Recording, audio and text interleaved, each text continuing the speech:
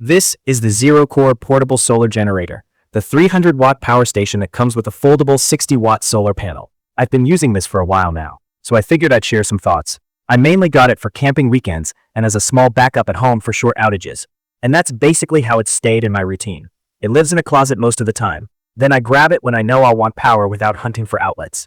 The first thing I noticed using it day to day is the size and weight. It's small enough to carry one-handed without thinking about it, and it doesn't take up much space in the car.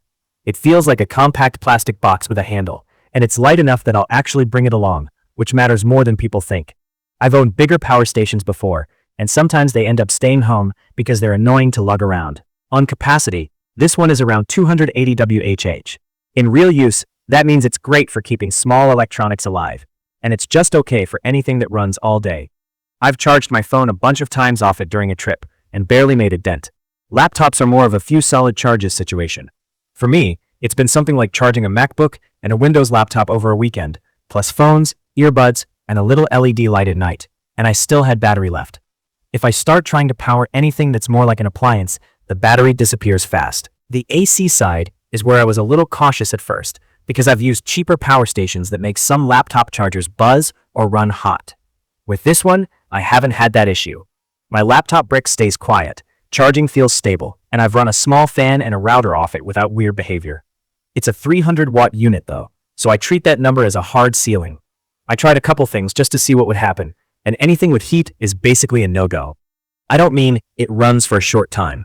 I mean it just doesn't make sense with a 300-watt limit. Stuff like coffee makers, hair dryers, little space heaters, even some cooking devices, they either won't run or they'll trip it. The port selection has been practical. I like that I can run AC for a laptop and still charge a couple phones over USB at the same time. I end up using USB most of the time because it's more efficient than turning on the AC inverter just to power a tiny charger.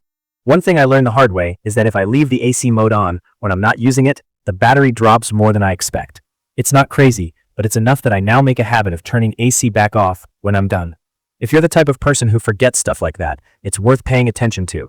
There's also a built-in light on it, and I actually use it more than I thought I would.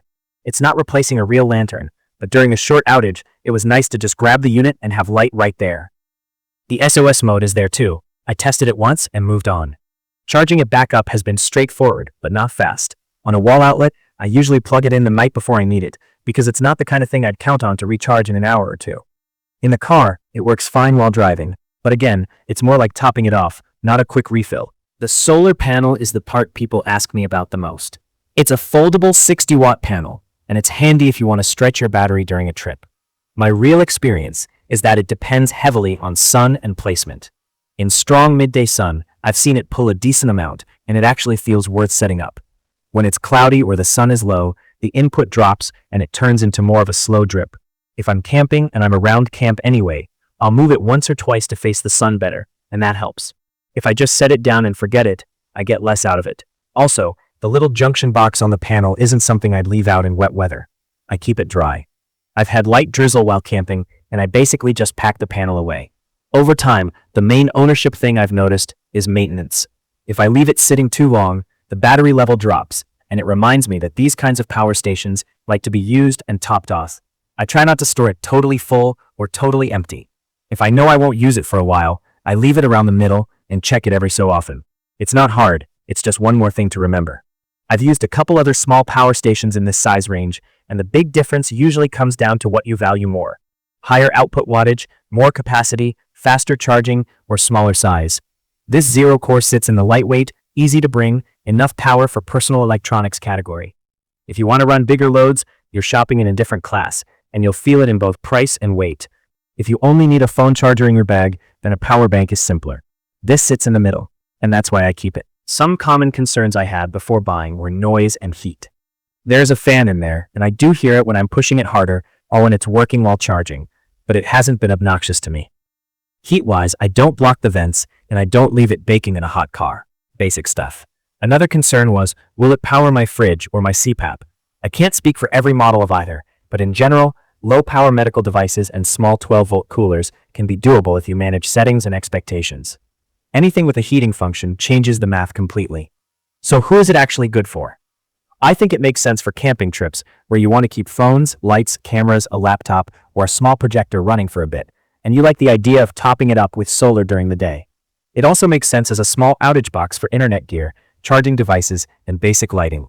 If your goal is running kitchen appliances, power tools, or anything that makes heat, I wouldn't buy a 300-watt unit and hope for the best. You'll just end up annoyed. Would I recommend it? Yeah, if you're in that small power station for real-life electronics lane and you're okay with the limits. I like that it's easy to carry, it's simple to use, and it's been reliable for the stuff I actually ask it to do. If you've got questions about a specific device you want to run, drop it in the comments and I'll tell you what I've seen work and what I'd avoid. Check the comments of this video for a link to see the current pricing of the ZeroKor Portable Solar Generator.